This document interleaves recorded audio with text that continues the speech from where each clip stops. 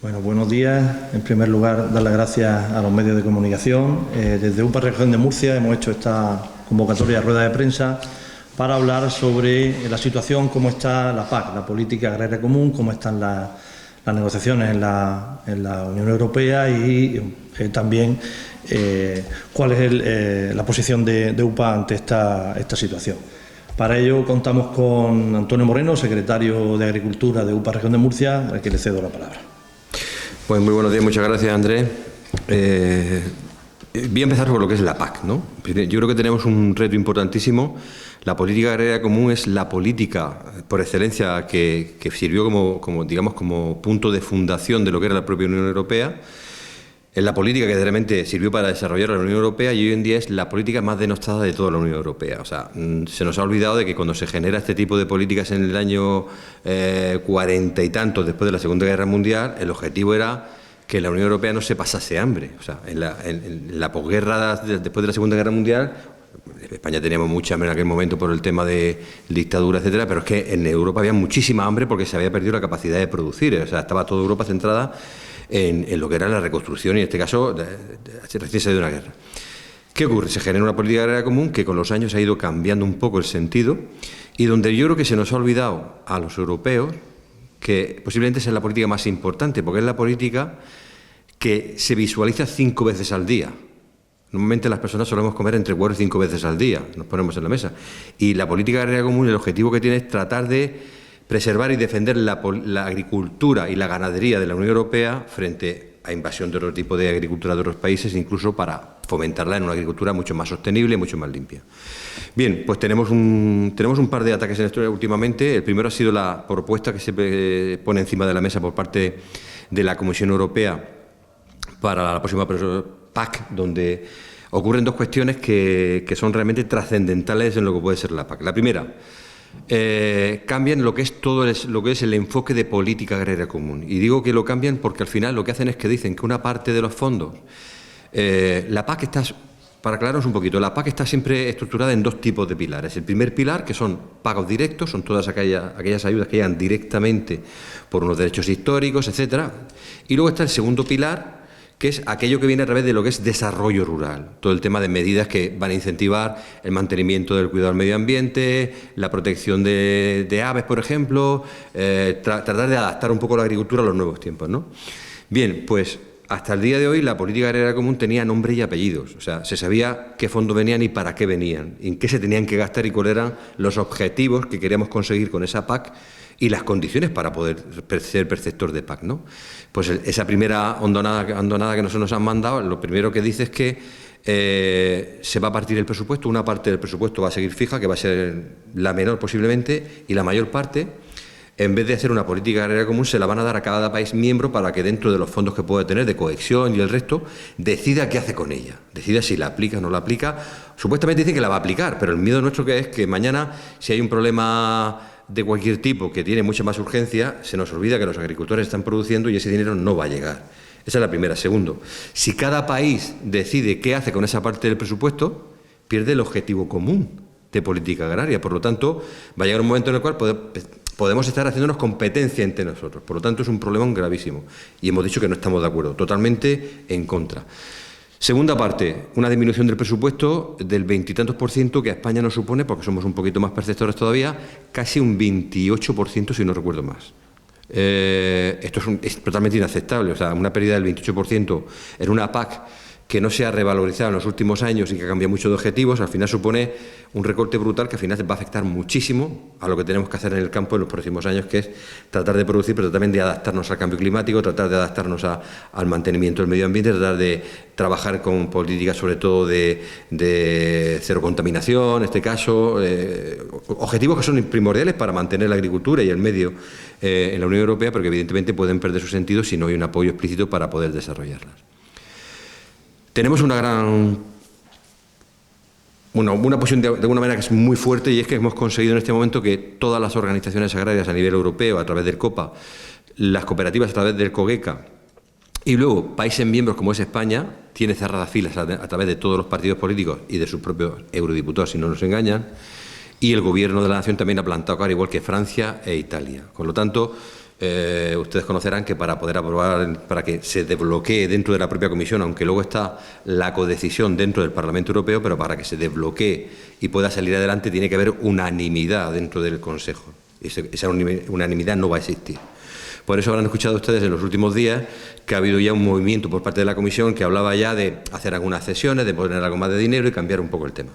Pero tenemos que ser muy duros con este tema, o sea, tenemos que ser muy beligerantes porque o somos capaces de mantener la PAC como la tenemos, que ya es insuficiente, o va a ser muy complicado poder competir y poder salvaguardar la agricultura nuestra. Y ahora voy a la segunda parte, ¿no? La segunda parte que yo quería comentarles esta mañana es una cuestión que nos preocupa muchísimo y que yo creo que tiene que preocupar mucho en el pueblo de Águilas y Mazarrón, sobre todo, que son las zonas productoras de tomate, lo poquito que nos queda, porque prácticamente ha desaparecido el 80% de las producciones de tomate en esta zona. Y es una sentencia que existía, una sentencia que se produce en base a una denuncia por parte del sector productor de Europa ante Marruecos, o sea, ante la Comisión Europea, denunciando el acuerdo de Marruecos. Este acuerdo, primero que, más allá de que está obsoleto, es un acuerdo que está obsoleto, que no tiene, por ejemplo, como los acuerdos con Mercosur en este momento, cláusula de salvaguarda, que tiene una serie de controles, que tiene una serie de herramientas para que, si en algún momento alguna producción de esos países vienen y te puede invadir la tuya o te puede hacer daño en tus producciones, tratar de parar ese envite, herramientas de defensa, y este acuerdo no las tiene. Más allá de que este acuerdo no se está cumpliendo en condiciones porque, estando como estamos de acuerdo y sobre todo como ha mejorado muchísimo todo el tema de controles en frontera en los últimos 2 años y sobre todo después del acuerdo que firmamos UPA con el Ministerio, donde fuimos muy beligerantes con este tema del acuerdo, era el tema de controles en frontera para controlar todo el tema de plagas y enfermedades, control fitosanitario y que no se nos colase nada, y eso es verdad que se ha mejorado muchísimo en España y con un reglamento que hoy en la Unión Europea también ha mejorado mucho. Pero más allá de eso hay una cuestión, y es que lo que no se está controlando en ninguna frontera son los cupos de volúmenes que tienen que entrar mediante ese acuerdo. Ese acuerdo Marruecos-Unión Europea tiene unos cupos de entrada los cuales no se pueden superar. Y sabemos que en este momento se están superando porque no hay ningún tipo de control. O sea, no hay ninguna frontera en este caso que esté controlando, que además tendrían que pasar, igual que hacen con el tema fitosanitario, a un organismo superior que tendría que ser la Comisión Europea para ver realmente por dónde van las entradas. Pueden entrar por cualquier frontera de cualquier país de la Unión Europea y nunca saben por lo que está entrando. Por lo tanto, se está invadiendo de alguna manera la capacidad productiva y se está chocando con una producción, con una competencia desleal con las producciones de España, de tomate, Italia y Francia también, ¿no? Se da una casuística que también es bastante chocante, y es que datos que tenemos recientes en una reunión que tuvimos en el Ministerio, el 70% de las producciones de tomate que hay en Marruecos se producen por productores españoles, franceses o holandeses. O sea, cuidado con el tema porque nosotros mismos nos estamos haciendo el harakiri. Pero es verdad que el tejido que nosotros representamos como Unión de Pequeños Agricultores, que son pequeños y medianos agricultores, estos no tienen capacidad de localizar su producción, ni irse a Marruecos, ni irse a ningún sitio. Dicho esto, hay una denuncia por parte del sector que lo que hace es que denuncia ese acuerdo porque se estaba produciendo una irregularidad que es bastante grave, que es que Marruecos estaba produciendo tomate en el territorio del Sáhara y etiquetándolo como producto marroquí y metiéndolo aquí. Se presenta esa denuncia y salen 2 sentencias que nos dan la razón, que dicen no puede usted producir en el territorio del Sáhara porque por una resolución de Naciones Unidas el Sáhara no está reconocido como territorio marroquí. Está ocupado, pero no está reconocido como tal. Por lo tanto, está usted metiendo productos de un país en el cual usted no tiene legitimidad. Bien, sale esa sentencia y nosotros lo que vemos en ese momento es una oportunidad para poder cambiar el acuerdo. Dijimos, mira, pues vamos a hablar de este tema. Por supuesto, no, que no venga del territorio saharaui, que llevamos bien, pero vamos a ver también si podemos meter cláusula de salvaguarda, si podemos empezar a meter más controles, si podemos un poco hacer una defensa un poquito más a ese principio de reciprocidad que siempre estamos diciendo desde UPA y que nos parece imprescindible para poder salvaguardar las producciones de la Unión Europea, ¿no? Lo que nos encontramos es que por la puerta de atrás la Comisión Europea coge la sentencia instaba a la Comisión Europea a que tomase medidas en el asunto y pusiese medidas.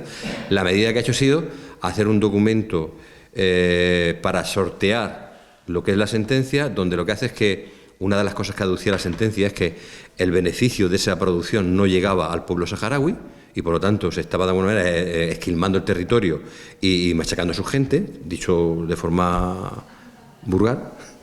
Y lo que hacen es que sortean la sentencia diciendo que, bueno, que ahora se van a tomar medidas, que Marruecos va a tener que aplicar parte de los beneficios y dárselo al pueblo saharaui y tal. Sabemos que eso no se va a producir. Sabemos que no se va a producir. Han hecho una lectura torticera de la sentencia para salvaguardarla. Bien, el problema que tenemos en este momento es que eso ha pasado por la Comisión y está aprobado, pero tiene que llegar al Parlamento Europeo. Por lo tanto, nosotros ya hemos tenido conversaciones con diputados de ambos partidos, de los principales, sobre todo los que representan los bloques representativos de lo que son la socialdemocracia y lo que son los conservadores en el Parlamento Europeo, y ya le hemos transmitido que no puede pasar el filtro de la Unión Europea. O sea, del Parlamento Europeo, perdón. Tiene que pararse ahí y tiene que haber de nuevo, en primer lugar, porque se debía haber producido una consulta y haber dado interlocución al Parlamento Europeo, sobre todo y en la propia Comisión, con los agentes del sector, para haber discutido un poco eso. No se ha hecho nada, se ha hecho todo por la puerta de atrás. Y segundo, porque si esto pasa, estamos abriendo un precedente que puede ser peligrosísimo. O sea, mañana Marruecos puede meter producto de Egipto, o Egipto puede meterlo de Siria, o Mali lo puede meter de Senegal. O sea, puede haber una apertura donde ya no es importante con quién firmas el acuerdo, porque al final te lo va a etiquetar y te lo va a poder colocar. Con lo cual, se rompe de alguna manera todo el sentido que tiene, o al menos la letra pequeña de todos esos acuerdos que se están firmando desde la Unión Europea con países terceros. Por lo tanto, estamos ojo a visor, estamos pendientes de ver qué pasa, estamos muy preocupados con este tema desde UPA. Hemos manifestado ya al Ministerio nuestra total y absoluta oposición a la aplicación de la sentencia tal y como se quiere hacer y al acuerdo que en este caso la Comisión quiere aplicar. Hemos pedido a los diputados que se opongan en contra, evidentemente, y que voten en contra de esa medida, y tendremos que estar alerta por si tenemos que hacer algo, porque al final creemos que es un precedente muy, muy grave, que puede poner en cuestión ya el resto de acuerdos que se vayan a llevar a cabo con países terceros. Y además, mañana países de Mercosur pueden decir, oye, si ustedes han generado este tipo de sinergias con Marruecos y han permitido esto, ¿por qué no lo van a hacer ustedes con nosotros, ¿no? ¿O por qué tenemos que controlar los cupos? Porque ahora mismo, por ejemplo, el acuerdo de Mercosur, dentro de que no nos gusta, pero tiene una serie de cupos establecidos, tiene una serie de controles, tiene unos mecanismos de reserva que no lo tiene de Marruecos. Por lo tanto, creemos que es un tema que se tiene que parar, que es un tema muy peligroso, que puede poner en riesgo las producciones que quedan de tomate en España en general y, por supuesto, toda la zona de Almería y Mazarrón y Águilas, junto con el de Canarias. Y estamos aquí para hacerles saber a la sociedad de Mazarrón que estamos trabajando en ese tema y que estamos muy preocupados y que les iremos informando, y que si en algún momento tenemos que tomar alguna iniciativa que sea más beligerante, pues que la Unión de Pequeños Agricultores estaremos ahí, como tratamos de estar en todas estas cuestiones. Y esto es lo que quería comentarles un poquillo de estos dos temas que nos parecían que eran muy importantes para la zona, para la agricultura de la zona. Si tienen alguna pregunta. De nuestro país no es difícil encontrar productos de cualquier punto del mundo, incluso de América, ¿no? Las naranjas están llegando desde América a los supermercados de nuestro país. ¿Eso no hay manera de controlar? Sí, vamos a ver, los acuerdos, por ejemplo, ahora mismo, dentro de los acuerdos que hay ahora mismo, que no está todavía Mercosur, con Sudáfrica, que son los que meten cítricos realmente están metiendo Sudáfrica, Argentina, sobre todo Argentina, algún país más meter de ahí, pero sobre todo Argentina, y algo Perú también, y luego también Egipto. Egipto están poniendo desaladoras y están ganándole terreno al desierto para producir, y de hecho se han convertido en una de las potencias productoras en este momento de lo que es el norte de África, ¿no? Hay acuerdos que tienen que cumplirse, pero sobre todo ahí lo que está faltando, en este caso, por ejemplo, el tema naranja, el tema de los cítricos, lo que está faltando es capacidad de diálogo. Yo creo que o nos damos cuenta dónde estamos y que hay cuestiones que tenemos que hablar con el resto del mundo, que ya no estamos tan aislados, que la globalización está ahí, globalizamos todo, las enfermedades, las producciones, globalizamos todo, ¿no? Y que por tanto tenemos la obligación de hablar con el resto de países y ver lo que está pasando en el resto del mundo. Realmente es complicado. Y digo esto porque el problema de la naranja es que en su momento, hace 5 años, dentro de la interprofesional del limón, AILIMPO, que está ubicada en Murcia, pero es una interprofesional de ámbito nacional, empezamos a trabajar. Nosotros pertenecemos a la interprofesional, como pertenecemos a otra, y en aquel momento a mí me tocó ser el presidente, yo estaba de presidente en aquel momento de la interprofesional. Empezamos a trabajar en la constitución de una asociación internacional de cítricos. ¿Para qué servía esa asociación? No para hacer negocios. El objetivo de aquella asociación no era hacer negocios, sino hablar en todo momento de qué problemas tenemos comunes, como son plagas y enfermedades, de qué problemas tenemos a la hora de producciones, de hablar entre nosotros y ser capaces de, si somos inteligente de organizarnos. Y digo esto porque cuando un productor de naranja mete naranjas para acá en un momento en el cual colisiona con nuestras producciones, ni valen las nuestras, ni valen las suyas. Porque al final el usurero, por llamarlo de forma educada, que está comprando ahora mismo en el supermercado, que está comprando la naranja, lo que quiere es comprar barato y vender caro. Por lo tanto, se está encargando la producción. Y es verdad que producir naranja en Sudáfrica vale más barato que producirla en España. Pero también es verdad que lleva un viaje de entre 22 y 25 días en barco en una bodega que vale mucho dinero hoy en día, fletar un barco. Por lo tanto, yo creo que es muy importante ese diálogo, ¿no? ¿Qué está ocurriendo? Tenemos un problema ahora mismo y es que dentro de la Interprofesional del Limón formamos parte de esa Asociación Internacional de Cítricos. Están todos los países que producen cítricos a mayor o a menor escala. España somos el segundo país productor de cítricos del mundo y el primero en exportación en fresco. Y sin embargo, la producción de la naranja y del pomelo que no está integrada, la naranja y la mandarina que no está integrada dentro de la Interprofesional del INPO, está en otra interprofesional que se llama Intercitrus, nunca ha querido saber de nada de esa asociación. Con lo cual hay falta de diálogo, hay falta de entendimiento, ser capaces, como hacemos con el limón, de decirle, oye, no me vengas con limones, no te atrases con la entrada de limones al mes de agosto, porque como te atrases en limones y colisiones con mi entrada en producción, ni va a valer tu limón, ni va a valer el mío. Pueden hacer lo que quieran, pero van a palmar dinero. ¿Qué ocurre? Porque estamos siendo capaces en los últimos años, a pesar de tener en este momento una sobreproducción de limón en España, porque ha habido un boom de puesta de limón por parte de fondos de capital, hay que decir, no de pequeños agricultores, de fondos de capital, estamos siendo capaces de medio mantener la cosa. ¿Por qué? Porque hay que hablar. Eso no se está produciendo ahí. Y luego hay una segunda cuestión que me parece que es, a nosotros como UPA nos parece que es primordial. Necesitamos la complicidad de los consumidores. El consumidor español se abstrae muchísimo de mirar de dónde viene el producto, no le preocupa. Un consumidor francés es súper exigente con el origen del producto. Yo he tenido la oportunidad por temas de trabajo de UPA, dentro de los temas que llevo a nivel de frutas y hortalizas en la Unión Europea, de viajar algo con este tema. He estado en Italia, he estado en París, reuniones que tenemos normalmente con otros países allí. Cuando salgo... Normalmente cuando digas que llego para trabajar y volverme al día siguiente, siempre me hago mi ronda de supermercados. Mi ronda de supermercados y de tiendas fruteras. Y alucinas de ver cómo, me acuerdo un año, era el momento del fresón español, un fresón precioso, grande, en una tarrina, precioso, y la fresa francesa. La fresa francesa es una fresa más pequeñita, es una fresa mucho menos visual que nuestro fresón, y tenía un precio de 14 euros la fresa francesa y 4,50 el fresón español.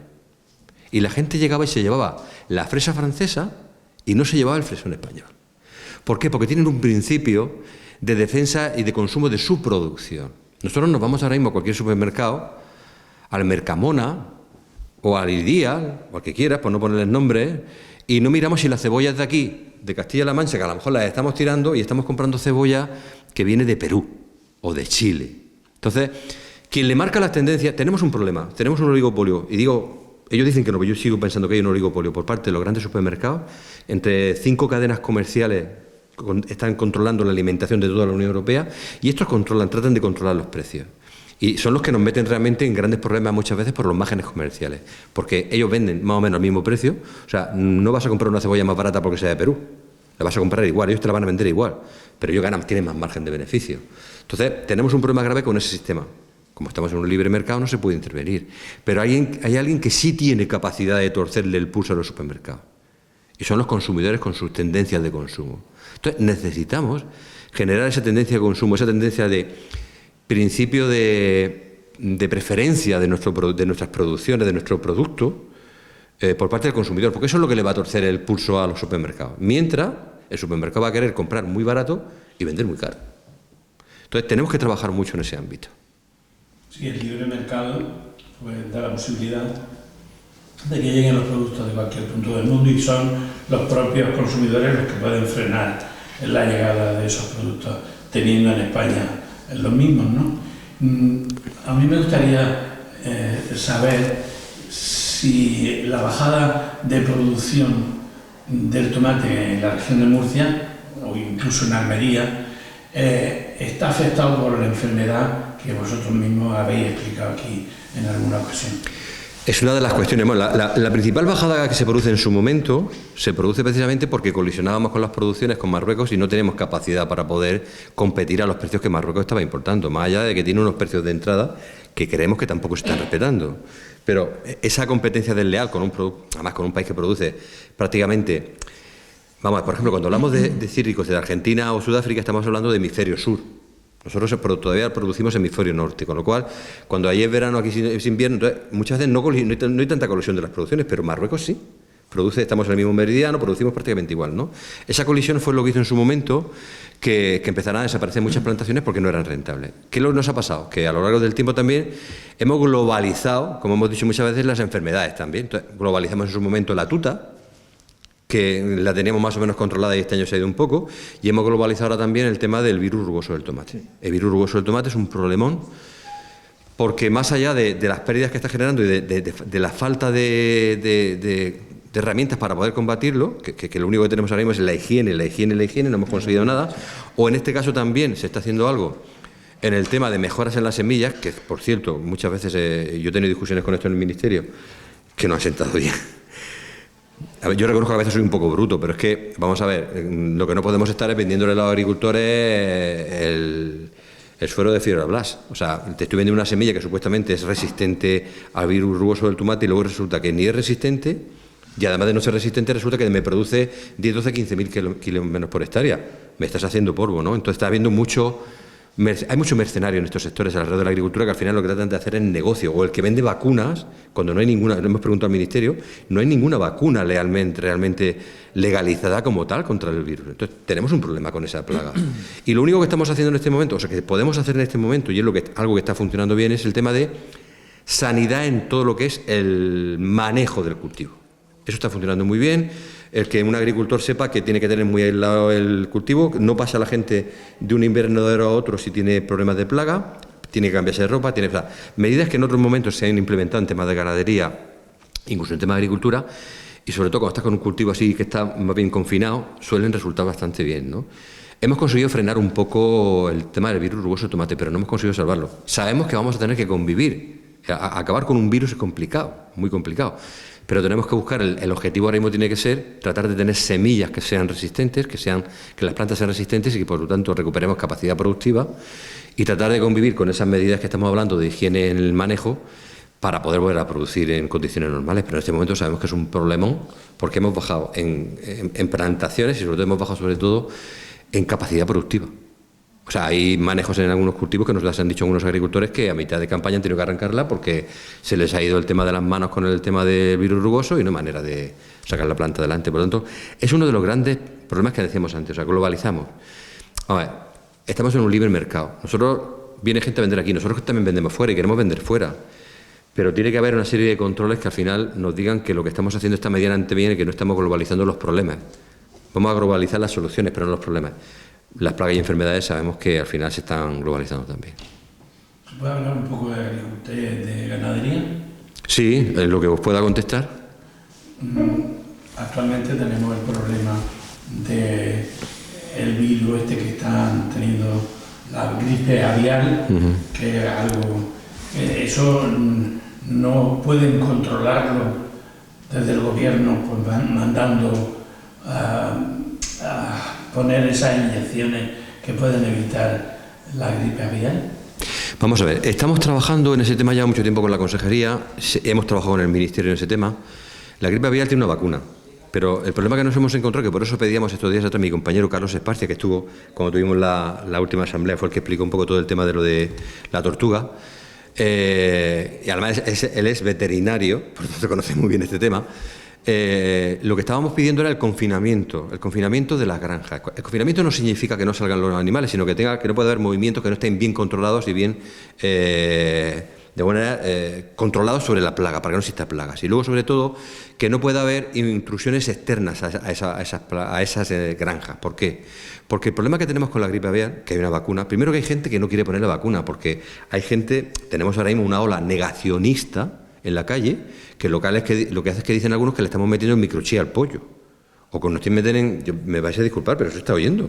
Y hay granjeros que se han negado a ese tema. Por tanto, hay que exigir que esa gente tiene que vacunar. O tiene que vacunar, o el problema que se va a encontrar es que como le entre la gripe aviar, le van a hacer eliminar toda la granja, o sea, eliminar todos los animales y se va a quedar a cero y desinfectar la granja, con lo cual es un problema.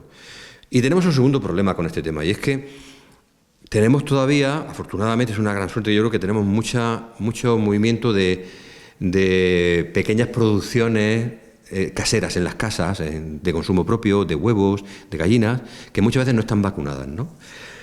Es verdad que eso también es más complicado que se contagie, pero ¿cuál es el miedo y por qué se ha puesto un poco la alarma en este momento? Que nada tiene que ver con lo que están diciendo. Primero, la gripe aviar es una gripe que ataca al animal, no ataca a la carne, no ataca al huevo, ni ataca nada de eso. Vamos a dejarlo claro porque hay por ahí mitos que son realmente escandalosos. Pero evidentemente lo que estamos tratando ahora mismo, ¿por qué se ha pedido ahora mismo el confinamiento? Porque estamos en una época donde las aves, que vienen de Europa, donde sí está la gripe aviar muy metida, aquí hay algún foquico en España, pero muy poco, están en el momento en el cual van haciendo su traslado desde la zona del centro de Europa, se van pasando a la zona del norte de África. Claro, las aves no vuelan en un tirón, van parando, van comiendo en las zonas más, sobre todo más cálidas, zonas del Levante español, zonas de Andalucía, se meten en la zona donde hay agua, se meten en los lagos, entonces ahí es donde existe un riesgo de contagio. Entonces, por eso se ha pedido el confinamiento de todas las granjas, de todas las aves, para que no tengan contacto con ese tipo de aves ni con aves que estén con la enfermedad. Pero es un tema que la vacuna ya se está exigiendo, el problema es que hay una gente que ha llegado tarde y no ha querido hacerlo, es un tema que tiene que ser exigible, y luego es un tema que como consumidores nos tiene que preocupar. No hay ningún problema en la carne, no hay ningún problema en los huevos, no hay ningún problema, simplemente donde entre la gripe aviar, pues evidentemente, como cuando estaba en su momento, entraba la peste porcina, pues hay que eliminar la granja. Hay que coger, hay que desinfectar, hay que matar todos los animales, y al final es una pérdida brutal para el propio productor, para el propio ganadero. Por lo tanto, tiene que ser el mayor interesado en llevar a cabo las medidas de protección. Pero es verdad que estamos en un momento ahora mismo donde dicen, no, es que quieren que vacunen los pollos. Yo es que cuando me hablan me vais a disculpar, me hablan del microchip. Es que no te pongas la vacuna, te ponen microchip. Digo, compadre, como lleves esto en la mano, como lleves un teléfono en la mano, estás localizado. ¿Pero qué problema tiene? Si va bien por la vida, ¿qué problema tiene que esté localizado, no? Al contrario, es algo que haciéndolo bien está bien. O sea, mañana estar en cualquier sitio, estar localizado, que tengas algún problema y te puedan localizar, no es malo, ¿no? Pero tenemos una corriente ahora mismo ahí que está haciendo mucho daño con ese tipo de cuestiones, ¿no? Yo no hablo de los antivacunas, sino eso está llegando también, los antivacunas están llegando también al campo y a la granja, en este caso a la ganadería.